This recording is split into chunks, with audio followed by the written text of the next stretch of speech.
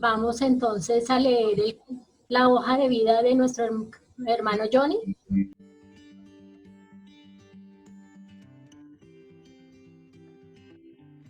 Presidente de la Federación Espírita del Oriente Colombiano Fede Oriental, integrante del Consejo Confederativo Nacional de Confecol, presidente de la Comisión Organizadora del 18º Congreso Espírita Colombiano, conferencista nacional e internacional, trabajador del Centro Espírita Luz de Amor en la ciudad de Bucaramanga.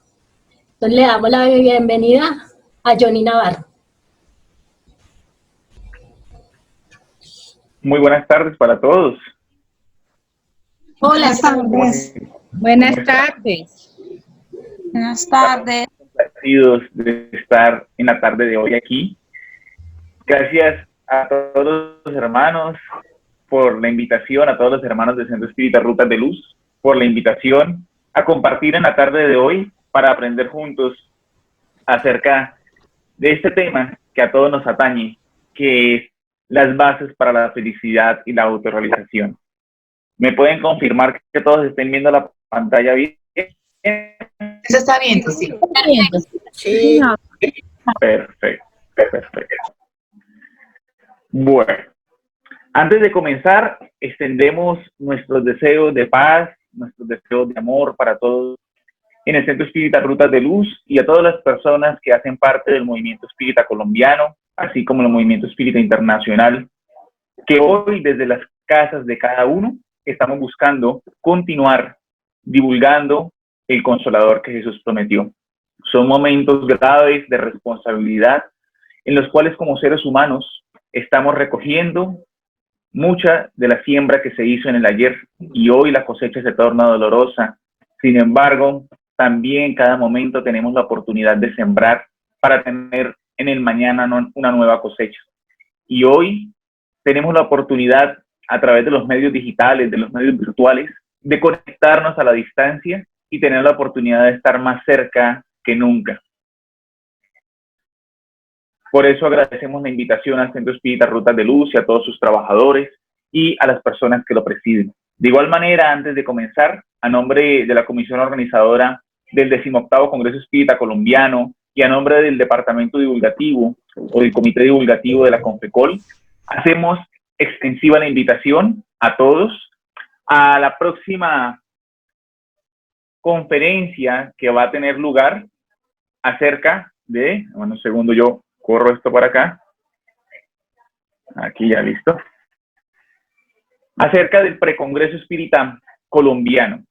Ese precongreso que hemos buscado denominar así, en razón de que el Congreso Espírita era en julio del presente año, pero por cuestiones de salubridad, del COVID, no se ha podido realizar y se postergó para la primera semana de julio del 2021, del 2 al 5 de julio del 2021. Este año, en las fechas que estaban estipuladas para el Congreso, 18, 19 y 20 de julio, hemos organizado un precongreso virtual sin ningún costo ni nada por el estilo, que me han preguntado varias personas, para que podamos compartir y seguir creciendo juntos. Esto será el sábado 18 de julio, con una conferencia sobre la actualidad del pensamiento espírita, a cargo de John Reynolds. El domingo 19 con una conferencia titulada Jesús, el Maestro de todos los tiempos. Y cerraremos el lunes 20 de julio con una conferencia de nuestro querido hermano y expositor, Divaldo Pereira Franco. Las conferencias serán transmitidas por el canal de YouTube oficial de Confecol y la conferencia de Divaldo será transmitida por los medios de la Mansión del Camino. Desde ya hacemos extensiva la invitación para divulgar toda esta publicidad para que más personas puedan verse beneficiadas con este banquete espiritual que se torna la posibilidad de escuchar a nuestro querido Divaldo Pereira Franco. Habiendo hecho esta invitación, Podemos dar inicio a la conferencia de hoy, que como dijimos al principio es un tema que a todos nos atañe y del cual todos debemos aprender constantemente. Reconocemos aún estar muy lejos de lo aquí expuesto en la vivencia, mas también reconocemos el esfuerzo que buscamos hacer día a día, aún muy pequeño, para interiorizar estas bases que todos debemos tener en nuestra existencia. Diariamente el ser humano busca la felicidad como mecanismo, la felicidad como respuesta, y sin embargo no la puede conseguir. Por eso hoy vamos a ver bases para la felicidad y la autorrealización. Este niño que está ahí nos hace pensar un poco acerca de esto. ¿Por qué? Porque en el presente año hemos vivido circunstancias bastante dolorosas a nivel mundial. El año comenzó con las posibilidades de guerras entre potencias, posteriormente enfermedades, incendios y ahora la pandemia que afronta a nivel mundial el planeta. Sin embargo, muchas personas han olvidado en este 2020 de esa risa que tiene ese niño ahí, una risa sincera, una risa que es sinónimo de alegría y por ende, para muchos, sinónimo de felicidad. Nos hemos quedado muchas veces en solo los recuerdos tristes y no nos damos cuenta que también como planeta estamos teniendo avances de diferente índole, avances en el campo tecnológico, avances también en el campo moral, pues muchas personas han entendido que con esta circunstancia debemos volcarnos más a la parte espiritual que a la parte netamente física. Sin embargo, para poder comprender este tema acerca de las bases de la felicidad y la autorrealización de una mejor manera, es necesario comprender que la felicidad es algo interno y que muchas personas hoy puede que tengan la sonrisa incluso más grande que la del niño que poníamos en inicio, sin embargo internamente se sienten totalmente vacíos. Y eso es una situación más común de lo que pensamos. Actualmente, más de 350 millones de personas, según la Organización Mundial de la Salud, padecen una pandemia mayor que la del COVID-19 y es la pandemia de la depresión. Las 350 millones de personas que estimaba la OMS es una cifra previa a la circunstancia de salud que nos encontramos afrontando como planeta, lo cual quiere decir que actualmente hay más personas de las estipuladas por la OMS sufriendo de depresión. Y ante la imposibilidad de encontrarse a sí mismos, ante la realidad de sentirse vacíos internamente, como muestra esta imagen, optan por el suicidio. Las personas se suicidan cada tantos segundos y millones de personas se logran suicidar día a día, mientras otras fracasan en el intento de hacerlo. No obstante, la criatura humana está buscando conocer la Luna, Marte y tantos otros planetas de nuestro sistema solar. Avances tecnológicos que sí han de servir al planeta, mas que no tendrán ninguna repercusión más allá de la tecnológica si nosotros no miramos también hacia adentro. Por eso, lo primero que tenemos que tener claro en la tarde de hoy es que para poder hablar de felicidad y para poder hablar de autorrealización, tenemos que pensar que ahora que esa circunstancia nos ha mantenido encerrados en muchos países y no podemos ir hacia afuera, es momento de comenzar de ir hacia adentro. Y así como se encuentra ese hombre en esa estatua muy famosa, mirando interiormente y descubriendo el vacío que tiene, hay tantos seres humanos que hoy lo afrontan.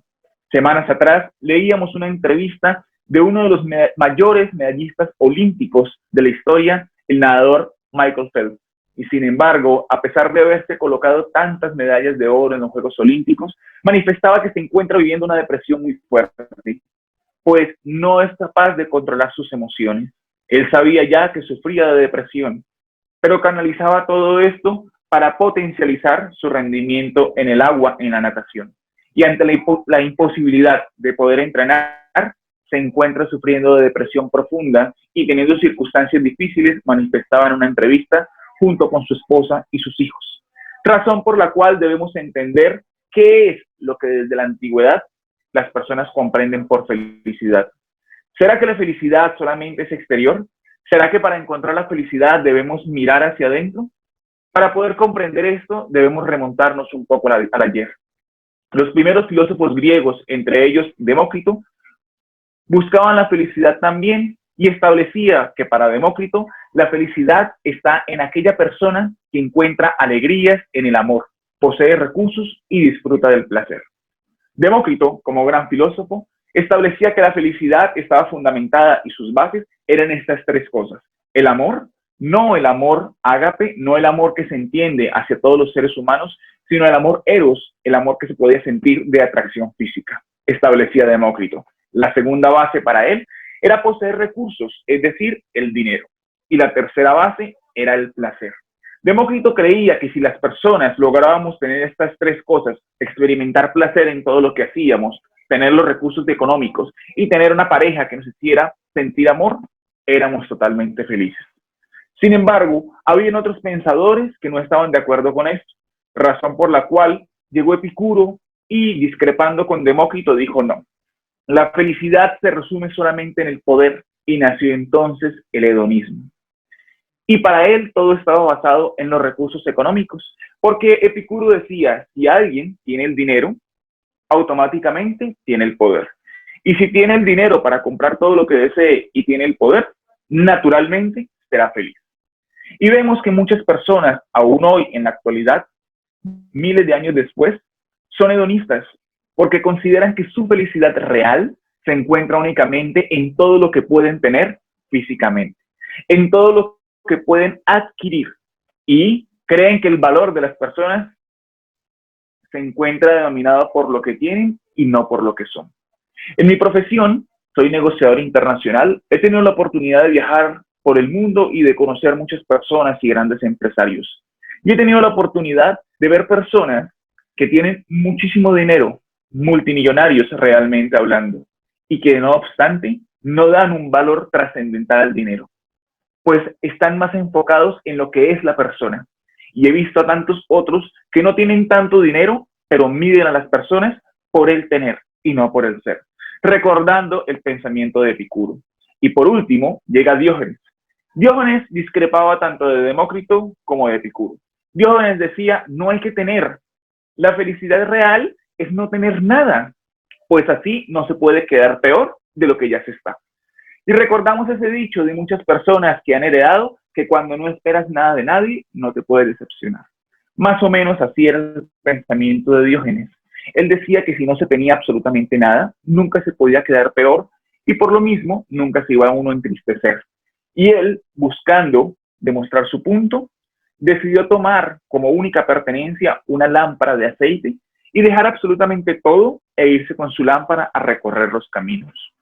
Poco antes de su muerte, Diógenes exclamó que a pesar de haber vivido su propia filosofía durante su existencia, jamás encontró la felicidad. Esto nos hace pensar, entonces, si Diógenes tenía o no tenía razón, o si la razón la tenía Epicuro o Demócrito. Sin embargo, la vida nos ha demostrado que estos tres pensamientos de tres filósofos totalmente diferentes solamente eran unas bases incipientes para una felicidad que era relativa y que no es una felicidad verdadera. Y al no ser verdadera, notablemente se iba a acabar muy pronto. Así es que años después llega este hombre, el príncipe Siddhartha Gautama, o como sería conocido posteriormente, el Buda. Y él, con un pensamiento bastante diferente a los de los filósofos griegos, decía que la felicidad estaba muy distante de lo que estos filósofos habían propuesto. Y él entonces propuso algo que pasaría a ser legado a la historia como las 4 nobles verdades. Las 4 nobles verdades del Buda se basaban en un aspecto fundamental, y es que nos hablaban acerca, o nos hablan acerca del sufrimiento. Estas 4 nobles verdades nos dicen acerca de la verdad del mismo, del sufrimiento, de su origen y cómo libertarse de él. ¿Cómo se podía ser libre del sufrimiento? Y yo estoy seguro que las personas que estamos aquí conectadas del Centro Espírita Rutas de Luz, de otros casas espíritas que aquí nos congregamos y de diferentes ciudades e incluso países, conocemos personas que hayan afrontado o que se encuentran afrontando sufrimiento. Realmente se podría decir que no hay una persona hoy que diga que nunca ha afrontado el sufrimiento o que lo esté afrontando actualmente. Y Buda establecía en estas 4 nobles verdades tanto su origen como la forma de libertarse. Buda que creía en la reencarnación, era reencarnacionista, establecía que el origen del sufrimiento o la causa del sufrimiento podía ser establecida en esta existencia o en una existencia anterior. Y que, al igual que estableciera posteriormente la ley de la física, la ley de acción y reacción de Newton, toda causa, o mejor, todo efecto tiene una causa proporcional al efecto, o como nosotros lo conocemos, ley de siembra y cosecha. Buda establecía que el sufrimiento que hoy vivimos pudo tener una causa pretérita o una causa en una vida anterior, como bien lo demuestra la codificación y lo explica el maestro Allan Kardec. Sin embargo, Buda también establecía cómo libertarse del sufrimiento, cómo se podía ser libre. Y a pesar de que estas 4 nobles verdades tuvieron 8 vertientes diferentes, resaltamos 2 de las cuales él mencionó como formas para liberarse del sufrimiento. La primera de ellas, decía el príncipe Siddhartha Gautama, forma de liberarse del sufrimiento es amando. Amar, decía él, es la forma de encontrar libertad a los dolores que pasamos. Y cuando se ama, también establecía la segunda, que es perdonando. Y realmente consideramos que no se puede amar si no se perdona. Por eso decía Buda que mediante el perdón y mediante el amor, el hombre se podía librar del sufrimiento, incluso de aquel que sembró en una vida pretérita. Pues Buda solía decir, la vida material es un ensayo de la vida eterna. Y esta frase nos parece maravillosa. La vida material es un ensayo de la vida eterna. Porque cuántas personas aquí conectados estamos y que están en las calles diariamente en los países del mundo lo entienden al revés. Entendemos que la vida actual es la vida verdadera y la erraticidad simplemente es un relámpago, olvidando que es al revés. La vida física que hoy experimentamos, sea de pocos años o sea de 80, 90, 100 años físicos, es un relámpago. Por un instante piensa en un relámpago. Un relámpago sorprende, es verdad, mas es fugaz. Pasa, ilumina y inmediatamente deja todo en oscuridad. Así es la vida física. Y si entendemos que la vida física es un relámpago, actuaremos conforme a la vida eterna que proponía Buda. Y es notable porque con 600 años de diferencia entre uno y el otro, un hombre incomparable, un hombre que partiera la historia de la humanidad en 2, antes y después de él, nos decía, mi reino no es de este mundo. Es decir, nos hablaba ya de la vida eterna. Y esto es maravilloso, porque cuando leemos esto en Juan 18:36, mi reino no es de este mundo, como le dijo Jesús a Pilatos, cuando decía que él era rey, y Jesús le dijo, ¿tú lo dices? Realmente nos acostumbramos a escuchar esto e incluso a mencionarlo en las casas espíritas. Es que tenemos que trabajar porque Jesús dijo, mi reino no es de este mundo. Pero muchas veces olvidamos realmente también el contexto en el que Jesús lo mencionó. Así es que para comprender un poco mejor, recordemos por un instante la bella Galilea, el lugar donde Jesús vivió. Galilea era la parte más pobre de un gran imperio que era el Imperio Romano. Un imperio tan vasto que aún el poeta Virgilio solía decir, declamando junto al César, al emperador, solía decir, oh sol fecundo de Roma, que los rayos del sol jamás dejen de abrigarte. ¿Por qué? Porque Roma era un imperio tan vasto que siempre estaba cubierto por el sol a cualquier momento. Ahora, en este imperio era hedonista, como hablábamos anteriormente, según los filósofos griegos. ¿Por qué? Porque era un imperio poderoso. Era un imperio cuyas columnas de mármol eran imponentes. El oro se veía reflejado en todas partes. Los césares dominaban y acababan con cualquier pueblo bárbaro que intentara oponerse.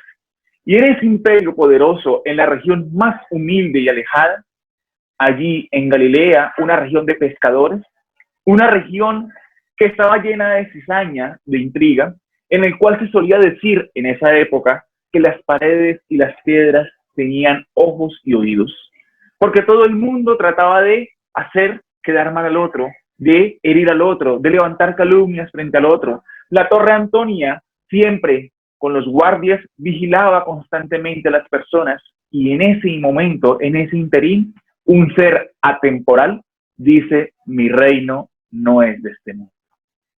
Era una declaración desafiante para los romanos, que se consideraban el imperio más vasto y que, sin embargo, ante esta declaración, encontraban un reino al cual no podían llegar, y eso les molestaba bastante, el ego, el orgullo del cual todos somos portadores. Sin embargo, es un contraste bastante particular. Hemos tenido la oportunidad de estar en Roma, y es una ciudad bellísima, una ciudad de contrastes históricos muy bellos, que a pesar de los años que han pasado, todavía se puede ver mucho del esplendor que tenía anteriormente. Y poder caminar junto al Coliseo Romano, posteriormente a la Domus Aurea que se encontraba enfrente, y ver el palacio tan grande que mandó construir Nerón, que deseaba tener un palacio tan grande que ningún César en la historia hubiese podido tener, más una ciudadela que un palacio. Entonces, cuando caminamos por esas calles, vemos que a pesar del poder de Roma, recordamos las palabras de Jesús, mi reino no es de este mundo, porque allí, en esas mismas calles que conducen a la Domus Aurea, junto al Circo Romano, al Coliseo, en esas mismas calles 2000 años atrás, una mujer maravillosa, estoica, era quemada viva junto con su hijo por el crimen de no jurar a Jesús. Su nombre, Juana de Cusa. Allí, junto a la Domus Aurea, era quemada viva por amar a aquel que prometía un reino mayor a lo que el reino romano se establecía en la época. Así es que es un contraste maravilloso, lo que Jesús desde hace más de 2000 años como ser atemporal establecía. Si nosotros como seres humanos por un instante, hoy, lográramos levantar los ojos más allá de la cruz, de ver un Cristo crucificado y miráramos al cielo, entenderíamos que su mensaje trascendía a un momento histórico o a un cuerpo físico y que iba más allá de las eras. Y por eso hoy los anteriormente vencedores son los vencidos realmente en la historia. Y el aparente vencido de la cruz es el vencedor de la eternidad. Por eso Jesús establecía que su reino no era de este mundo. Y entonces cabe preguntarnos, si el reino de Jesús no es de este mundo, ¿el hombre puede gozar en este mundo, en la tierra, de una felicidad completa? Como interrogó Kardec a los guías de la humanidad en la pregunta 920 del libro de los Espíritus. ¿El hombre puede gozar de la tierra, de la felicidad completa? Y los espíritus le responden no. No de la felicidad completa, puesto que la vida le ha sido dada como prueba o expiación.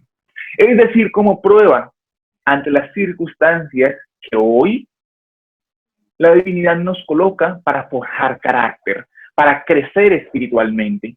¿Por qué? Porque hay muchas personas, y muchos espíritas nos pasa, que leemos libros maravillosos y nos quedamos maravillados con los libros complementarios, con la codificación, con las frases allí colocadas de los espíritus, que incluso van a nuestras redes sociales, a nuestras carteleras, a nuestros centros espíritas, más que después nos cuesta muchísimo poder vivenciar. Y si nosotros solamente buscamos coleccionar frases y coleccionar palabras bonitas, pero no interiorizamos las mismas, no pasaremos nunca de la infancia espiritual. Por eso la divinidad nos coloca la vida como prueba o también como expiación por la siembra negativa que hayamos hecho en el ayer. No obstante, establecen los espíritus, de él depende, es decir, de nosotros mismos depende aliviar sus males y ser en la tierra tan feliz como sea posible. Y sin embargo, oramos todos los días pidiendo a Dios felicidad y no sabemos o olvidamos que la felicidad está en nosotros y a Dios debemos pedir coraje para soportar las pruebas y limpiar las expiaciones que tenemos. Así es que Kardec, con un espíritu investigativo, notable, un espíritu crítico, realmente interroga nuevamente al espíritu de verdad en la pregunta siguiente, después de ver esta respuesta, y en la 921 le dice a los espíritus, entiendo. Sin embargo, se entiende que el hombre será feliz en la tierra cuando la humanidad se haya transformado. Con todo, dice Kardec, en el interín, hace una felicidad relativa, es decir, a pesar del mundo en el que vivimos y de la transformación que hoy más que nunca estamos viviendo, podemos afrontar una felicidad relativa y los espíritus con maestría le dicen la mayoría de las veces, el hombre es el artífice de su propia desdicha. La mayoría de las veces las circunstancias que vivimos son por nuestra propia causa o también por lo que dejamos de hacer. No solamente por lo que hicimos mal, sino también por lo que dejamos de hacer bien. Al poner en práctica la ley de Dios, se evitan muchos males y se procura una felicidad tan intensa como le sea permitida su grosera existencia. Es decir, podemos ser felices en cierto grado, pero ¿de quién depende? De nosotros mismos. De ti que estás conectado, escuchando, que hoy estás desde tu casa, de pronto preocupado, angustiado por la circunstancia que el mundo vive, olvidando que el primer mundo que hay que buscar establecer en paz y en felicidad es el mundo interior. Cuando el mundo interior esté en paz y esté en felicidad real, se encuentra en una autorrealización, el mundo exterior que hoy vemos, por consecuencia lógica, experimentará la felicidad real. Así es que nos lo muestra esta esfera que está aquí, este mundo interior. Esta foto tuvimos la oportunidad de tomarla en uno de los 7 museos que se encuentran en Roma, en el Vaticano. El último de ellos es la Capilla Sixtina. Y esta esfera está a la entrada de uno de esos museos. Y cuando la vimos nos causó gran conmoción, porque su artista, la esfera de Pomodoro se llama, por el nombre de su artista, establecía que cuando hizo esta escultura, de las cuales hay varias en Londres, en Nueva York, en Roma, él decía que una de las cosas que buscaba retratar eran las diferentes capas que el ser humano tiene en su interior. Y dice el artista, Pomodoro, que nosotros como seres humanos estamos como la parte exterior, totalmente lisos. Diría el Maestro Jesús, sepulcros blanqueados por fuera, más llenos de podredumbre por dentro. Y así establece Pomodoro. Dice que nosotros tenemos muchas capas internas y que en esas capas, a medida que vamos desarmando una, encontramos otra. Y a medida que desarmamos esa otra, encontramos una más interior. Es decir, establecerían los psicólogos y psiquiatras cuando hablamos no solamente del consciente, sino del inconsciente, del subconsciente y de todo lo que allí se encuentra. Tomándolo, no desde el aspecto físico, más principalmente de los archivos que se encuentran en nuestro perispíritu y de lo que nosotros somos a través de las diferentes experiencias carnales. Recordemos, para las personas que de pronto se están conectando hasta ahora con la doctrina, están conociendo la doctrina, que el espiritismo establece que nosotros somos seres espirituales con experiencias carnales, no viceversa, no seres carnales con experiencias espirituales. Es decir, la vida real es la vida del espíritu y lo que nosotros vivimos en la materia, como decía Buda, solamente es un ensayo. Pero esas capas internas que establece Pomodoro, son las capas del espíritu y nosotros estamos llamados a conocernos en estas distintas capas. Estamos llamados a ir en ese viaje interior y conocernos. ¿Cuántos jóvenes vemos hoy por las redes sociales diciendo aburrido de estar encerrado, queriendo salir ya? Personas que son capaces de pagar las multas que los gobiernos han colocado, de no llevar las reglas que el mundo establece para poder salir con el argumento de tomar aire, entre comillas. Estamos tan acostumbrados a mirar hacia afuera y tan desacostumbrados a mirar hacia adentro, que esa es la primera razón por la cual no encontramos la oportunidad de ser felices. Nosotros encontraremos la felicidad cuando nos conozcamos interiormente, o como se establece en la pregunta 919 del libro de Espíritus, como establece el espíritu de San Agustín, ¿cuál es el medio más práctico y más eficaz para mejorar en esta vida y resistir a la incitación del mal? Y San Agustín responde a Kardec, conócete a ti mismo. En la medida en que nosotros nos conozcamos las capas internas que Pomodoro establecía y que San Agustín dice que es necesario conocernos, encontraremos la primera de las bases para ser felices. Solamente podemos ser felices en la medida en que nos conozcamos y solamente nos autorrealizaremos en la medida en que conozcamos quiénes somos, para qué estamos aquí, por qué reencarnamos. Si hoy pudiéramos recordar los compromisos que firmamos en la espiritualidad para poder tener la oportunidad reencarnatoria, Lo cierto es que los espíritus establecen que las puertas de los cementerios jamás se encuentran cerradas, mas las puertas de la oportunidad reencarnatoria solamente se abren bajo la llave de la caridad. Muchos de nosotros pedimos la oportunidad de reencarnar y hoy que estamos aquí, olvidamos los compromisos y cuando nos invitan a conocernos interiormente, huimos hacia el exterior, como un mecanismo de fuga por miedo a conocer y saber lo que debemos cambiar, porque el conocimiento implica responsabilidad y la responsabilidad implica cambio. Y ante las ganas de muchos de tropezar con la misma roca y abrazarla, acariciarla y el mismo obstáculo, pero de labios para afuera decir, Señor, ¿por qué no soy capaz? Que realmente lo que estamos diciendo es, Señor, no lo quiero dejar. Realmente ante esa circunstancia es que no nos conocemos. Por eso debemos conocernos para ser felices. Y una de las mejores formas de conocernos, establece esta mujer notable, es conocer las personas que ya se encuentran al borde de la muerte. Nosotros siempre huimos a conocernos, siempre huimos a ese viaje interior. Sin embargo, cuando ya estamos a las puertas de la desencarnación, es en donde buscamos ir hacia adentro, porque ya sentimos que la vida se va, que los lazos que unen al cuerpo con el espíritu comienzan a debilitarse y a romperse. Y esta mujer trabajó durante muchísimos años con personas que se encontraban en ese estado, en el estado de agonizante que llaman los médicos. Y en ese estado, cuando se encontraban agonizando, ella empezó a darse cuenta que los moribundos que ella denominaba tenían 5 arrepentimientos muy comunes. Así es que decidió escribir un libro que recomendamos que se llama Los 5 arrepentimientos de los moribundos. Es un libro notable y ella, Bronnie Ware, establece en este libro que si nosotros como seres humanos nos conocemos mejor y conocemos las 5 cosas de las cuales las personas más se arrepienten, podremos encontrar una vida más feliz y más plena. La primera de ellas establece la autora, la primera causa o el primer arrepentimiento de las personas es ojalá hubiese tenido el coraje de hacer lo que quería hacer. Ella decía que era común ver que las personas ya en sus últimos momentos le decían a ella que hubiesen querido hacer tantas cosas en su vida, pero que se dejaron llevar por el día a día, por las ocupaciones y no lo hicieron.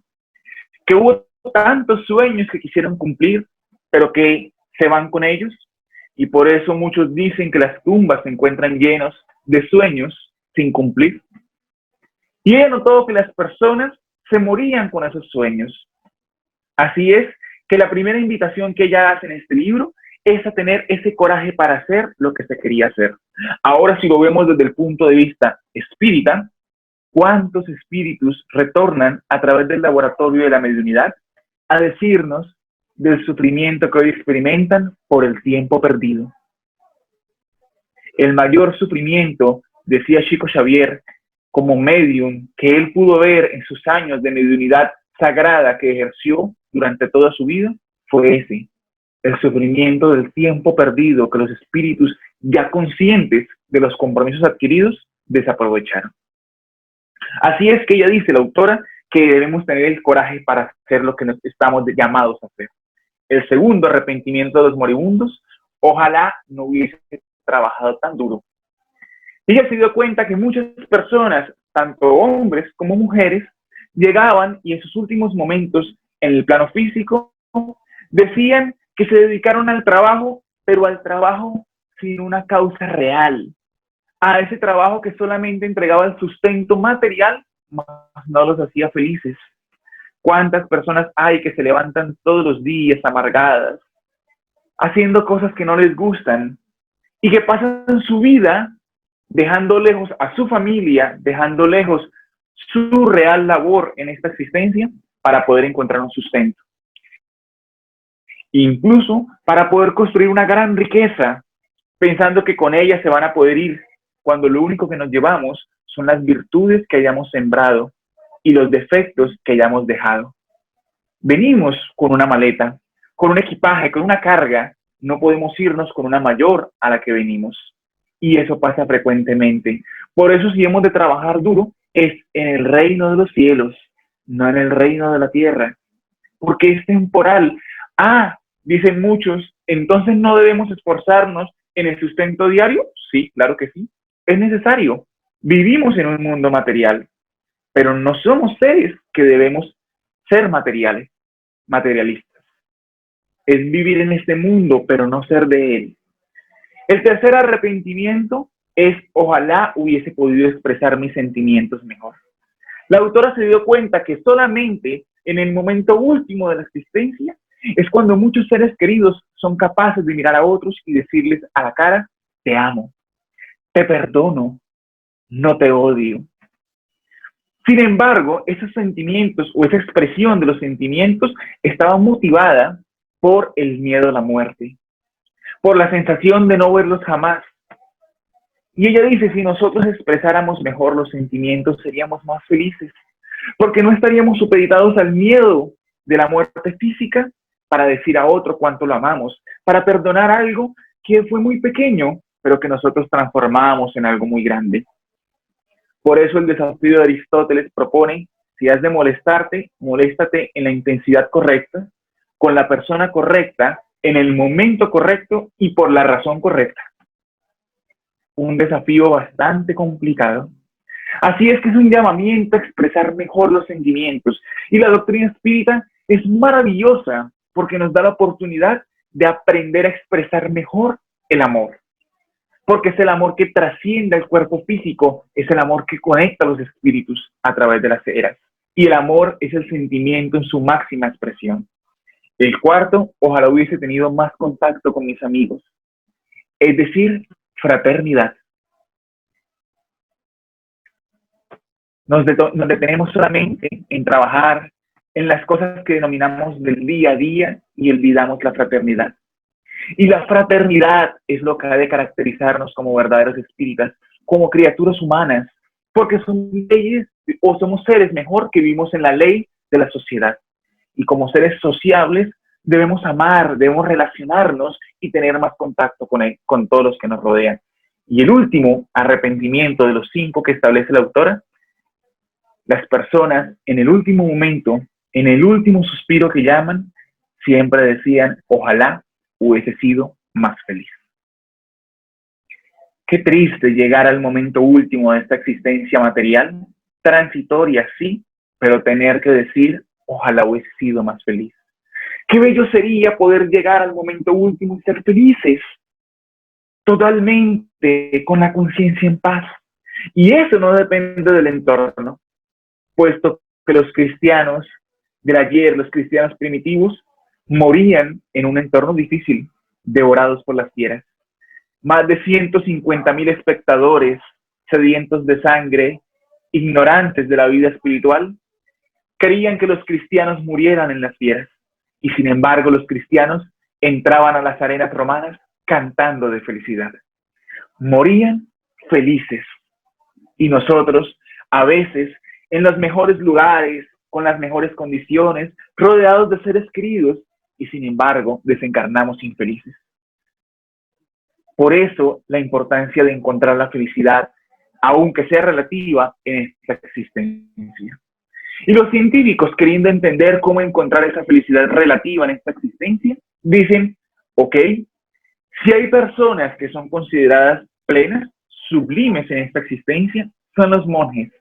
Muchos en el Tíbet, que pasan su vida en la contemplación, en la meditación. Así es que decidieron hacer una investigación notable. Decidieron poder colocar electrodos a los monjes y medir las ondas cerebrales que ellos tenían cuando meditaban, para saber cómo encontraban estados de plenitud, o como conocían en el budismo, los estados del nirvana. Ahora, cuando hacen este experimento, encuentran cosas muy notables. Lo primero que encuentran es que la filosofía de ellos, de los monjes, establecen que nosotros como seres humanos tenemos 2 tipos de momentos en nuestra vida. Los momentos Satori, como los denominan, y los momentos Kensho. En este plano que se encuentra aquí, calidad de vida versus tiempo, dicen los monjes que nosotros tenemos los momentos Satori y los Kensho, o como nosotros coloquialmente decimos, principalmente aquí en Colombia, no sé si en otros países, tenemos 2 formas de aprender: por amor o por dolor. Satori o Kensho. Que los momentos Satori son momentos de crecimiento por descubrimientos repentinos, en los cuales, amando, en los cuales, obrando adecuadamente, somos felices. Pero que también en medio del sufrimiento, en ellos, encontramos esa felicidad. Y son los momentos de crecimiento por el dolor temporal. Y cuando nosotros logramos pasar esos momentos de crecimiento en dolor temporal, alcanzamos mayor felicidad. Y cuando comienzan a escanear el pensamiento o las ondas cerebrales de estos hombres, deciden hacer un segundo experimento. Y es tomar personas normales, común y corrientes, y colocarle los mismos electrodos. Y comienzan a hacer un paralelo, a darse cuenta la diferencia tan grande que hay entre las ondas de los monjes, que eran muy elevadas, y las de las personas en la vida diaria. Sin embargo, pasa algo notable. Se comienzan a dar cuenta que una mujer comienza a subir los niveles de sus ondas mentales y comienza a alcanzar muy rápidamente las ondas que a los monjes les habían tomado años alcanzar. Así es que deciden hacer un estudio con esta mujer. Le colocan los electrodos y también se los colocan a uno de los monjes. Y se dan cuenta que este monje, que llevaba años en meditación constante, tenía unas ondas pensamiento que la mujer en días logró equiparar. Y esto es bastante notable e intriga bastante a los científicos. ¿Cómo esta mujer alcanzaba un nivel para ellos de felicidad? Así es que la interrogan preguntándole, ¿cómo o cuál es una de las mejores formas para alcanzar los estados de conciencia elevados? Y le preguntan esto a la mujer. Y ella se queda pensando y dice, no, realmente no sé. Entonces le muestran los dos resultados. Ya sabían que ella no era consciente o no estaba alcanzando esos niveles conscientemente, buscándolos. Y le muestran los resultados y le hacen una pregunta básica. ¿En qué estabas pensando mientras te teníamos los electrodos? ¿Cuál era el pensamiento predominante, el pensamiento frecuente en tu cabeza cuando estabas con los electrodos puestos buscando meditar? Y la mujer responde, sencillo. Mi pensamiento era, solo pensaba en perdonar al tonto de mi exmarido. Es la respuesta que ella da. Una respuesta que puede tornarse jocosa, más que si la vemos profundamente, lo que a ella le hacía alcanzar los niveles elevados de conciencia fue el perdón.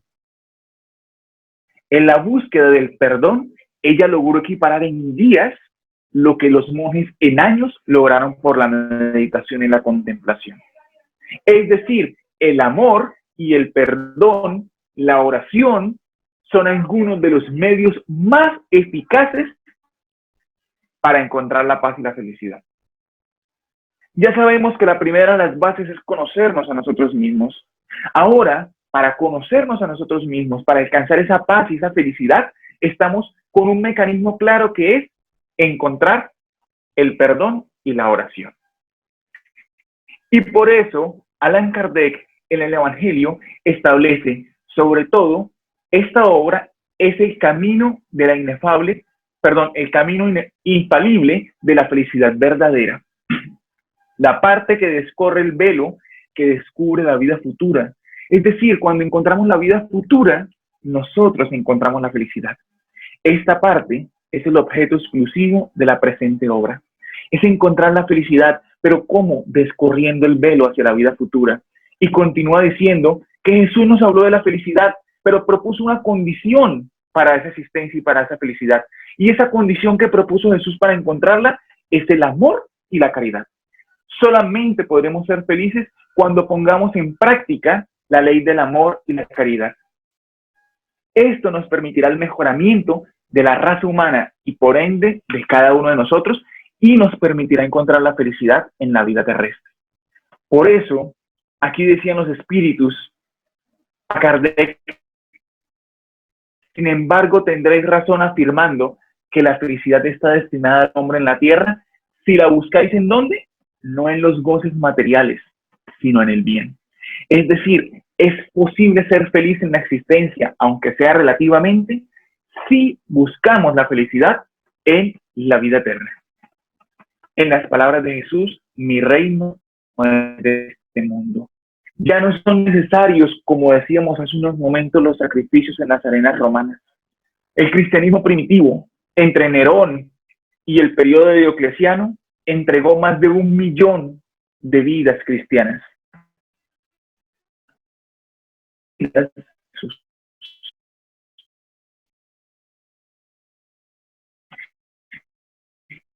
Y el espíritu protector, este mensaje, nos dice que ya no es Macías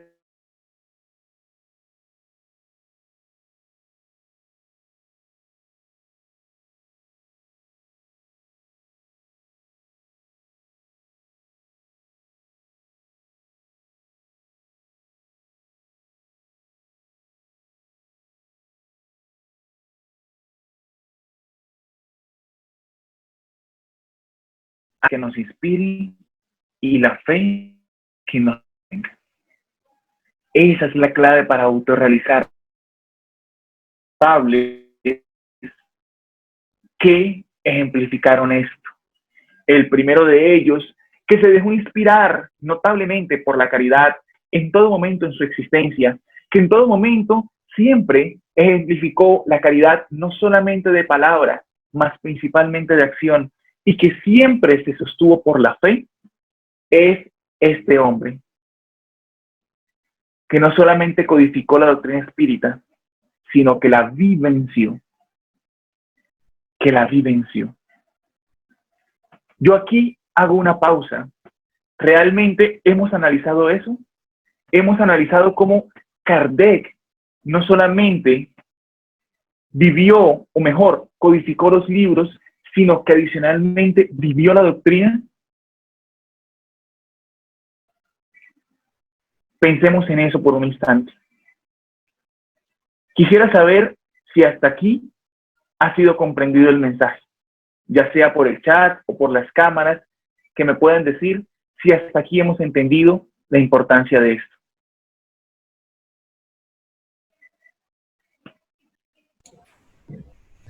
¿Sí me escuchan? Sí, sí te escuchamos y yo me siento personalmente muy contenta Sí, con señor. esta charla. Gracias, Johnny, porque Sí, realmente... señor, sí lo escuchamos. ¿Sí me escuchan? Sí, te escuchamos. Sí, señor, Sí, sí, la perfectamente. escuchamos. Sí, señor. Quisiera saber si me están escuchando y me pueden Sí, colocar ahí lo por el chat, por escuchamos, favor. lo entendimos, gracias. Sí, la escuchamos. Sí lo escuchamos. Sí, sí. Sí, señor, sí lo escuchamos. Sí lo estamos escuchando. Ingrid Gómez para todos. Ok, me dicen aquí que no se estaba escuchando bien. ¿Me confirman si me están escuchando en este momento, por favor? Listo, Sí, muchas señor. gracias. Señor. Mira, Sí, señor. este hombre notable realmente vivió la caridad y se dejó inspirar por la fe en todo momento. ¿Sí? Este hombre realmente vivió plenamente. Vamos a dejar aquí para que la señal pueda mejorar. Para que me puedan escuchar mejor, porque este hombre realmente vivenció la doctrina. Y quiero contarles algo acerca de eso. Tuvimos la oportunidad hace algunos meses de visitar este lugar maravilloso, este lugar notable. Y realmente vivimos una experiencia muy bella, porque cuando llegamos al cementerio del Père Lachaise, en la ciudad de París, lugar donde fue colocado posteriormente los restos del maestro Allan Kardec, primeramente habían sido colocados en el cementerio de Montmartre y posteriormente trasladados al Père Lachaise, en donde reposan hasta hoy. Fuimos a conocer este lugar y el Père Lachaise es un cementerio grandísimo, en donde están varios de los hombres más notables y de las mujeres más notables de la historia. Y al principio de la entrada hay un mapa con los nombres de las personas que allí se encuentran. Pero nos llama la atención algo cuando buscamos a cada uno de los que allí se encontraban para ubicar el punto exacto de la tumba de Allan Kardec. Notamos dos cosas particulares. La primera de ellas es que se encontraba no con su nombre de pila, sino se encontraba con el seudónimo de Allan Kardec. Es decir, no estaba enterrado y no aparecía en el mapa con el nombre de Hippolyte Léon Denis Ribeiro, sino estaba colocado con el nombre de Allan Kardec. Y lo segundo, enfrente estaba una columna con la profesión de todos, maestros, abogados y demás. Y aquí la profesión de él decía Allan Kardec, profesión espírita. Y nos detuvimos en un momento a pensar frente a esto. ¿Cuántos de nosotros podríamos ser conocidos en nuestro epitafio por cómo vivenciamos la doctrina? No por lo que hicimos en nuestra vida profesional únicamente, sino por cómo vivenciamos la doctrina espírita. Así es que nos dirigimos a este lugar y nos dimos cuenta que estaba aglomerado de personas de distintas religiones que iban, se persinaban, hacían los movimientos propios de sus religiones, pero todos iban allí a esta tumba, llena de flores, colmada de flores, a diferencia de las demás. Así es que cuando estuvimos allí, nos sentimos bastante conmovidos. Estábamos tan conmovidos que decidimos quedarnos ahí durante algún tiempo y orar. Cuando las personas se comenzaron a disgregar, nos quedamos a solas y comenzamos a orar en gratitud, conscientes de que ahí nos encuentra el Espíritu, más simplemente como un gesto de gratitud a aquel que fue capaz de donar su vida misma para permitir el nacimiento de la doctrina. Y cuando estábamos orando en este momento, percibimos un espíritu que empezó a recordar un mensaje que ya habíamos escuchado antes. Y son las palabras que le dijo el Espíritu de verdad a Kardec. Te prevengo, pues es al mundo entero el que se trata de remecer y transformar. Y comenzamos a escuchar en el pensamiento una y otra vez estas palabras. Y en la oración, bastante conmovidos y con lágrimas en los ojos, dijimos, bueno, qué palabras tan bellas que el Espíritu de verdad le dijera a Kardec. Y qué misión tan grande tuvo el codificador, tan notable y tan olvidado también. Es al mundo entero al que él estaba, a través de la labor de codificar la doctrina, al que estaba transformando. Y en ese momento, ese espíritu amoroso nos dice algo que nos llamó mucho la atención y que posteriormente escribimos para no olvidar y colocamos en la tarde de hoy acá. Ese espíritu nos dice, el problema de muchos espíritas, querido hermano, nos dijo, es que olvidáis que si bien estas palabras fueron para el codificador, es la doctrina y sus adeptos la que remecerá al mundo a través de las eras. Por lo cual, también a vosotros aplica si buscáis ser verdaderos espíritas. Reflexionemos por un instante en eso. Nosotros tenemos esa labor de ser verdaderos espíritas. Nosotros tenemos la oportunidad de remecer al mundo con nuestra transformación moral. Y posteriormente a este viaje y bastante sensibilizados para ir finalizando, salimos de París y nos fuimos en búsqueda de un lugar que para nosotros es la felicidad y por eso lo ponemos aquí. No porque busquemos hacer una autobiografía ni mucho menos, mas sí porque aquí, para nosotros, con humildad, encontramos el segundo ejemplo, como lo fue Kardec, de entrega total, de felicidad aún en esta existencia y de autorrealización. Y es esta ciudad que parece un pesebre enclavado en las montañas italianas. Una ciudad maravillosa. Cuando se va entrando a la misma, hay un pequeño letrero en italiano que dice bienvenidos a la ciudad de la paz. Y es la ciudad donde un hombre maravilloso existió, Francisco de Asís. Realmente una ciudad de paz, de autorrealización y de felicidad. En esta ciudad maravillosa, cuando caminamos por sus calles pensando en las pisadas del pobre de Asís, que logró entregar todo y ser feliz, realizarse y no solamente autorrealizarse, sino ayudar a autorrealizarse a tantos que lo seguían y hasta hoy lo acompañan. Realmente encontramos un ejemplo de felicidad plena y de autorrealización. Esta es la entrada a la capilla de San Francisco de Asís, de Francesco de Asís. Y en esta capilla, en donde está la estatua de él, cuando regresa de las guerras en las cuales se había enlistado como soldado para defender a su querida Asís, guerras en las cuales no pudo luchar porque fue tomado prisionero y posteriormente regresa en esta posición en su caballo enfermo, es donde él regresa a Asís. Y para nosotros tiene una notable respuesta esta estatua. ¿Por qué? Porque muchos hoy no encuentran la felicidad y no la encontramos ni la realización, porque estamos pendientes del sufrimiento. Sin embargo, Francisco, llegando en medio de la enfermedad y del sufrimiento, comenzó a escuchar el llamado en su conciencia, en la acústica de su alma que decía: Francisco, reconstruye mi iglesia. No la iglesia de San Damián, no la iglesia física, sino la iglesia moral, la iglesia del corazón de los hombres. Y cuando se adentra uno y desciende a donde se encuentra la tumba de Francisco, un lugar con una vibración realmente inexplicable, inarrable, entendimos que aquí en la vida se puede ser feliz y se puede autorrealizar, mas eso se logrará amando, perdonando y sirviendo siempre, que fue lo que él hizo.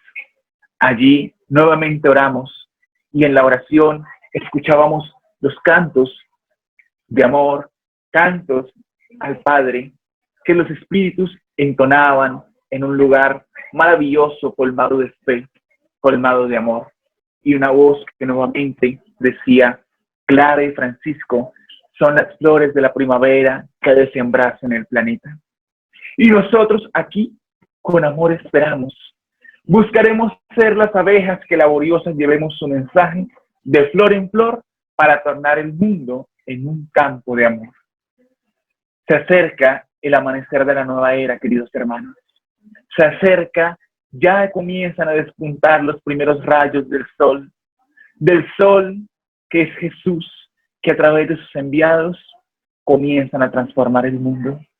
Y así como Francisco instruyó a Clara para que proveyera el polen a las abejas laboriosas, a pesar de estar privado de la vida de la visión física, nosotros hoy somos los llamados a ser las ovejas laboriosas, a trabajar para que cuando los enviados del Maestro lleguen, la obra se encuentre concluida. Y como decía el Espíritu ya en italiano, vaya avanti per la verità. Adelante por la verdad. Jesús es el amor, Kardec la verdad. Por eso el Espíritu de Serra de Meneses decía: el amor de Jesús sobre todo y la verdad de Kardec para todos. Tenemos la oportunidad de ser felices con la doctrina espírita. Tenemos la oportunidad de alcanzar realmente el reino de los cielos aún en la vida. Mas para eso debemos sembrar hoy y cosechar en la espiritualidad, no aquí. Que cuando llegue el momento, como los cristianos del ayer, queridos hermanos, cuando llegue el momento de la desencarnación, podamos mirar a los espíritus, a Jesús, a los ojos y decir: gracias, Señor. Gracias por la oportunidad que nos das.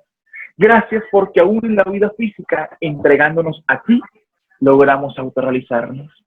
Gracias porque tu coraje, porque la fuerza que tú nos dabas, nos permitieron continuar sin desfallecer y ser fieles hasta el fin. Ese es el llamado, queridos hermanos. Como dijimos al principio, vivimos momentos graves, momentos de transformación, no de sufrimiento, no de dolor, de amor, que así debemos entender. Mas el amor llega a los corazones y se instala en ellos cuando nuestros corazones así lo permiten. Entregándonos a Jesús, autorrealicémonos, entregándonos al reino de los cielos, que ha de instaurarse primero en las conciencias. Transformemos el mundo en un campo de lavanda, en un campo de amor, para que llegue la primavera real, que es Jesús. Cuando Francisco de Asís iba saliendo en el invierno, dejando Asís para ir a divulgar la palabra del Maestro en todas las direcciones, Clara, saliendo del monasterio donde vivía, lo alcanzó en pleno invierno y le preguntó: Padre Francisco, ¿cuándo regresarás? Y él, tomando de un botón de rosa que se encontraba allí, congelado en sus manos, se lo entregó a Clara y le dijo: regresaré cuando regrese la primavera. Y mientras se alejaba, Clara escuchaba en su mente cuando regrese la primavera y aquel botón de rosa ya no en hielo sino en flor se abría. Ya regresa la primavera, el hielo del desamor comienza a derretirse para que el calor del amor se abra en los corazones. Es momento de que nos entreguemos a Jesús hoy siempre y entregados a Él le digamos Ave Cristo. Nosotros que buscamos servirte te agradecemos. Agradecemos la oportunidad que nos das de trabajar, la oportunidad que nos das de amar, la oportunidad que nos das de alcanzar la felicidad.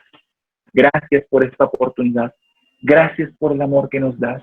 Gracias a todos por estar esta tarde aquí y nuestros votos de paz, amor y felicidad para todos siempre. Muchas gracias.